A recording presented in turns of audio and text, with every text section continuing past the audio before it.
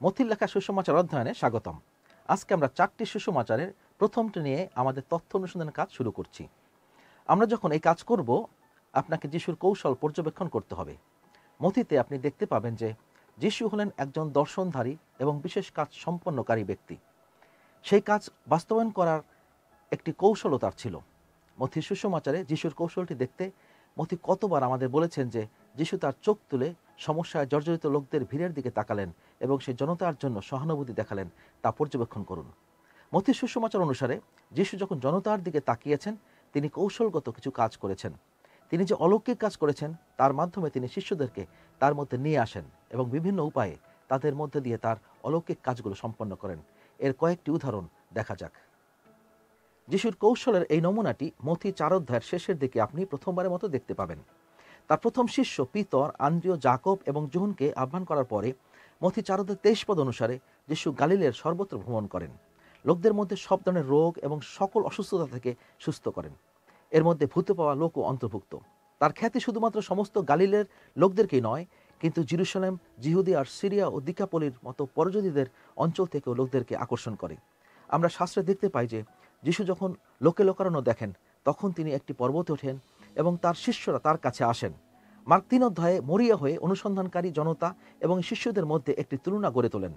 একদিকে জনতা সুস্থতা চায়, কিন্তু তাদেরকে শিক্ষা দেওয়ার জন্য যিশুর প্রচেষ্টাকে কঠিন করে তোলে। অন্যদিকে শিষ্যরা স্বয়ং যিশুকে চায়। মার্ক 3 অধ্যায় 13-14 পদ অনুসারে পর্বতে যিশু নিজে যাদের চেয়েছিলেন তাদের ডাকলেন এবং তারা তার কাছে আসলেন, আর তিনি 12 জনকে নিযুক্ত করলেন। তাই যিশু ভিড় থেকে কয়েকজনকে মথিতে উল্লেখিত প্রথম উচ্চতর স্তরের শিষ্যত্ব প্রশিক্ষণ অনুষ্ঠানে পর্বতে উপদেশে যোগ দেওয়ার জন্য আমন্ত্রণ জানান। যিশু যখন প্রথম শিষ্যত্বের প্রশিক্ষণ অনুষ্ঠান সাজান, তখন তিনি একটা কৌশল অবলম্বন করেন। যিশু সেই জনতাকে দেখেন যারা জগতের চাহিদার প্রতিনিধিত্ব করে। তারপর যাদের তিনি শিষ্য বলে ডাকেন, তাদের দিকে ফিরেন এবং সেই শিষ্যদেরকে জগতের চাহিদার প্রতি তার উত্তরের অংশ হতে প্রশিক্ষণ দেওয়া শুরু করেন। এখন এই সময় যিশু জানতেন যে তার জীবনের এবং পরিচর্যার জন্য মাত্র 3 বছর সময় আছে। যিশু তার বাণী নিয়ে সমগ্র বিশ্বে পৌঁছাতে চান। সেক্ষেত্রে তিনি কি করেন? তিনি সেই সমস্ত লোকদের কাছে পৌঁছানোর জন্য তার সাথে কাজে যোগ দেওয়ার জন্য অন্যদেরকেও নিযুক্ত করেন। যিশু শিষ্য গঠন প্রক্রিয়ার মাধ্যমে নিজেকে বহু সংখ্যায় বৃদ্ধি করতে শুরু করেন। যিশু যখন মথি 5, 6 এবং 7 অধ্যায়ের শিক্ষাদান শেষ করেন, তিনি তার শিক্ষার বিষয়ে একটি সিদ্ধান্তে উপনীত হন। তিনি তার সম্ভাব্য শিষ্যদের তার প্রতি বাধ্য হওয়ার অঙ্গীকার করতে আহ্বান জানান। যারা তার শিক্ষা অনুসরণ করেন তাদের তিনি দৃঢ় ভিত্তির উপর তৈরি ঘরের সাথে এবং তার শিক্ষা মেনে চলে না তাদের বালুর উপরে তৈরি ঘরের সাথে তুলনা করেন। তিনি তাদের জিজ্ঞাসা করেন তার দেওয়া এই শিক্ষা গ্রহণ করে তারা কি করবে।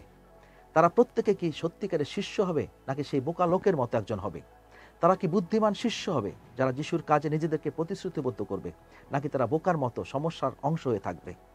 যিশু জানতেন মানুষকে কিভাবে চ্যালেঞ্জ জানাতে হবে। পর্বতে তার উপদেশ প্রচারের জন্য যিশুর কৌশল হলো তার শিষ্যদের দেখানো যে তারা কিভাবে পাহাড়ের নিচে সাধারণ মানুষের সংগ্রামের প্রতিকারের অংশী হতে পারে।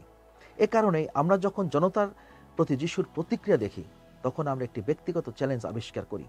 সাধারণ অর্থে সেই চ্যালেঞ্জটি হলো, আপনি কোথায় আছেন?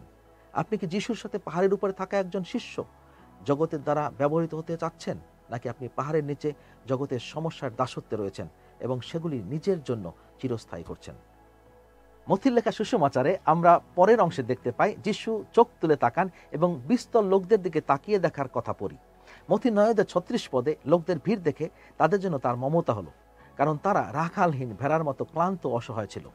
তিনি সেই 12 জনদের দিকে ফিরে তাকালেন এবং তাদের প্রেরিত হওয়ার জন্য আদেশ দেন, যার অর্থ পাঠানো, যারা তার প্রচেষ্টাকে বহুগুণে রূপ দিতে পারে। তিনি মথি 9 অধ্যায় 37 পদে বলেন, ফসল সত্যি অনেক, কিন্তু কাজ করার লোক খুব কম। গণনা পুস্তক 11 অধ্যায় 16 থেকে 25 পদে মোশির সাথে ইসরায়েলের প্রাচীনবর্গের মতো শিষ্যরা অসুচি আত্মায় ছাড়াবার ও সব রকম রোগ থেকে লোকদেরকে মুক্ত করার ক্ষমতা লাভ করে।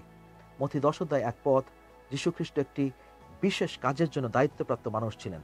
তার কাজ সম্পন্ন করার জন্য তার নিজের কৌশলও ছিল। তিনি কৌশলগতভাবে তার শিষ্যদের জগতের চাহিদা মেটাতে তাদেরকে তৈরি করেন। মথি লেখা সুসমাচারের 14 এবং 15তম অধ্যায়ে আমরা আরও 2টি ঘটনা দেখতে পাই। যিশু চোখ তুলে তাকান এবং সহানুভূতির চোখে জনতার দিকে তাকান। এই উভয় ঘটনাতেই যিশু আবারও তার বিশেষ কৌশল প্রয়োগ করেন। তিনি পরিচর্যা কাজ করার জন্য তার শিষ্যদের যুক্ত করেন। 14 অধ্যায় যিশু মসির সময়ের কিছু অলৌকিক ঘটনার মতো করে কিছু ঘটনা নথিভুক্ত করেন, যাকে আমরা দেখতে পাই 5,000 লোককে খাওয়ানোর বিষয়টিকে। এই ঘটনাটি একমাত্র অলৌকিক কাজ যা 4টি সুসমাচারের প্রতিটিতেই লিপিবদ্ধ করা হয়েছে। দীর্ঘ কয়েক ঘন্টা শিক্ষা প্রদানের পর শিষ্যরা যিশুকে বললেন, জায়গাটা নির্জন, বেলাও প্রায় গেছে, লোকদের বিদায় করে দিন যেন তারা গ্রামে গিয়ে নিজেদের জন্য খাবার কিনতে পারে। মথি 14:15 পদ। যিশু তাদের বললেন, ওদের যাবার দরকার নেই, তোমরাই ওদের খেতে দাও। তারা কিছুটা হতবাক হলেন। তারা বললেন, আমাদের এখানে শুধু 5খানা রুটি আর 2টি মাছ আছে। কিন্তু যিশুর আশীর্বাদ করার পরে শিষ্যরা প্রায় 5,000 পুরুষ এবং তাদের স্ত্রী ও সন্তানদের জন্য এই অলৌকিক খাবার পরিবেশন করে। মথি 15 অধ্যায় শিষ্যদের হতবাক করে দিয়ে অনিচ্ছুক জোনার পরজাতিদের মধ্যে ঈশ্বরের পক্ষে কাজ করার অনিচ্ছে থাকার সময়ের মতো করে যিশু পরজাতিদের মধ্যে প্রথম আত্মিক উদ্দীপনার এই মহান অলৌকিক কাজের পুনরাবৃত্তি করেন। এখানে শিষ্যদের মধ্যে কোনো উদ্বেগ আমরা দেখি না। যে বৃহৎ জনতা ক্ষুধা নিয়ে যিশুর কথা শুনছিল, মথি 15 অধ্যায় 32 পদে উল্লেখ করা হয়েছে এই লোকদের প্রতি যিশুর হৃদয় কি হচ্ছিল। তিনি বললেন, এই লোকদের জন্য আমার মমতা হচ্ছে, কারণ আজ 3 দিন হলো এরা আমার সঙ্গে সঙ্গে আছে আর এদের কাছে কোনো খাবার নেই। এমত অবস্থা আমি এদের বিদায় দিতে চাই না, হয়তোবা তারা পথে অজ্ঞান হয়ে পড়বে। তারা শিষ্যদের কাছে ডাকলেন এবং তাদের কাছে তিনি এই কথাগুলো বললেন। এরপর যিশু এই অলৌকিক কাজের উদ্যোগ নেন। তার ক্ষমতা জানা সত্ত্বেও সম্ভবত পরজাতিদের উপরে এমন আশীর্বাদ কল্পনা করাও অসম্ভব। তারা আবারও প্রশ্ন করে যে 7টি রুটি এবং কয়েকটি ছোট মাছ ছাড়া কিছুই নাই, তা দিয়ে তাদের কিভাবে খাওয়ানো যাবে। তিনি আবার আশীর্বাদ করেন, তারপর তারা আবারও পরিবেশন করেন। এখানে এক ধরনের কৌশলের অবলম্বন করা হয়েছে। যিশু জগতে আগমনের জন্য তার কৌশলকে প্রতীক হিসেবে দেখাচ্ছেন। যিশু তার প্রেরিতদেরকে নিজের এবং জনতার মধ্যে অবস্থান করান। যিশু তার সমস্ত সুযোগ শিষ্যদের মাধ্যমে সেই লোকদের কাছে পৌঁছে দিতে চান। এটি একটি নমুনা প্রকাশ করে। যিশু তার শিষ্যদের মাধ্যমে তার জীবনদায়ী শক্তিকে জগতের মানুষকে দিতে চান। যিশু ক্ষুদ্র থেকে মহা বৃদ্ধির জন্য শক্তি প্রদান করেছেন। যখন যিশু শিষ্যদের যা করতে বলেছেন, তারা সে কাজটি করার জন্য বিশ্বাসে পদক্ষেপ নিয়েছিলেন, যার কারণে প্রেরিতদের মধ্যে দিয়ে বহু অলৌকিক কাজ ঘটেছিল এবং তা বহু সংখ্যায় বৃদ্ধি লাভ করেছিল। যিশুর এই মহা অলৌকিক কাজ এবং কৌশল রূপকভাবে চিত্রিত করা হয়েছে। যীশু খ্রিস্ট জগতের ত্রাণকর্তা হিসেবে এই পৃথিবীতে এসেছিলেন। তিনি চান তার এই অনুগ্রহ দানস্বরূপ পরিত্রাণ শিষ্যদের মাধ্যমে, তার মণ্ডলীর মাধ্যমে হারানো জগতের সকল মানুষের মাঝে ছড়িয়ে দিতে। তার মানে আপনার এবং আমার মতো মানুষের মাধ্যমে যিশু সেই লোকদেরকে খাওয়ানোর জন্য যে কোনো পুরনো উপায় বেছে নিতে পারতেন। মসির ক্ষেত্রে শিশিরের আকারে মান্না নেমে এসেছিল। তাদের কেন তিনি সেই খাবারটি 12 জনের হাত দিয়ে দিয়েছিলেন? কারণ তিনি তার মণ্ডলীর মাধ্যমে, তার লোকদের মাধ্যমে জগতের চাহিদা মেটাতে চান। যিশু তার শিষ্যদের তার কাজে আহ্বান করেছেন এবং তিনি তাদের সেই কাজটি পূরণ করার জন্য প্রয়োজনীয় শক্তিও দেন। তাই আজকে নিজেকে জিজ্ঞাসা করুন, এই জগতের জন্য খ্রিস্টের পরিত্রাণের বিধান কি তার হাত থেকে আপনার হাত দিয়ে জগতে যাচ্ছে? তখন এটাই ছিল তার কৌশল এবং এখনো এটাই হলো তার কৌশল। আজকে ঈশ্বরকে বলুন যেন তিনি আপনাকে ব্যবহার করেন, যেন প্রতিদিন আপনার চারপাশে যেসব লোকেরা রয়েছে তারা যেন আপনার মধ্যে দিয়ে যিশু যেমন করে তার শিষ্য এবং প্রেরিতদেরকে ব্যবহার করেছিলেন, ঠিক তেমনি করে আপনার মাধ্যমে হারানো আত্মারা আত্মিকভাবে খাবার পায়। এখন আসুন লক্ষ্য করা যাক কিভাবে এই সুন্দর পদক্ষেপটি, যা মথি 28 অধ্যায়ে করতে বলা হয়েছে, যাকে আমরা মহান আদেশ বলি, তাকে কিভাবে প্রকৃতিরূপে সফল করে তোলা যায়।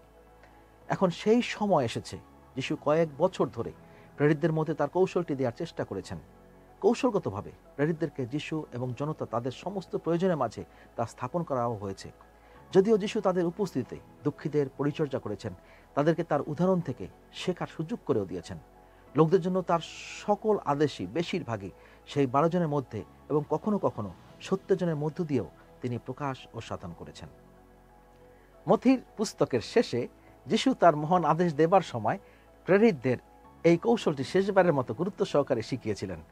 যিশু ক্রুশবিদ্ধ হয়েছিলেন এবং পুনরুত্থিত হয়ে উঠেছিলেন।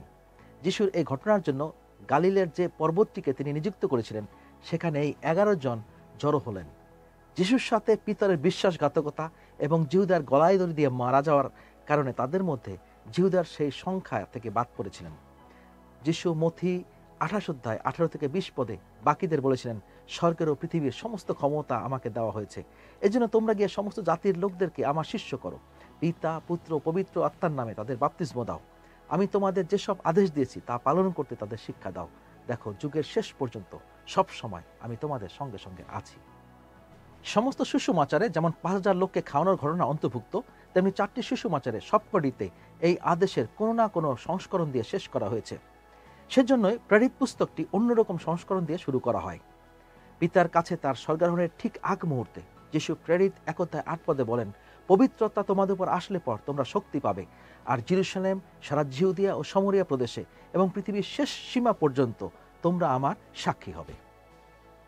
পঞ্চসপ্তমীর দিনে নানা দেশ থেকে জড়ো হওয়া জিহুদীদের উপস্থিতিতে মহৎ চিহ্ন এবং অদ্ভুত লক্ষণ নিয়ে মণ্ডলী যখন আনুষ্ঠানিকভাবে জন্মলাভ করে, তখন পিতা সংক্ষেপে বলেন, আপনারা কি জানেন এই ঘটনাগুলো কে ঘটতে দিচ্ছেন?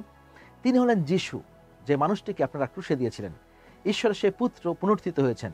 তিনি পিতার ডান দিকে বসে আছেন এবং তিনি আমাদেরকে তার সাক্ষী হতে তার আত্মা দিয়েছেন। প্রেরিত পুস্তকের এই আদেশটি চলমান একটি প্রক্রিয়া, যা তার কাজের পরিপূর্ণতার সাক্ষ্য বহন করে চলছে।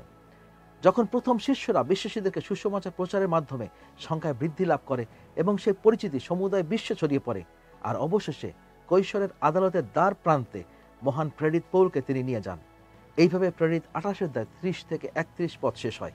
পুরো 2 বছর ধরে পৌল তার নিজের ভাড়াটে বাড়িতে ছিলেন এবং যারা তার সঙ্গে দেখা করতে আসতো তিনি তাদের সবাইকে সাদরে গ্রহণ করতেন।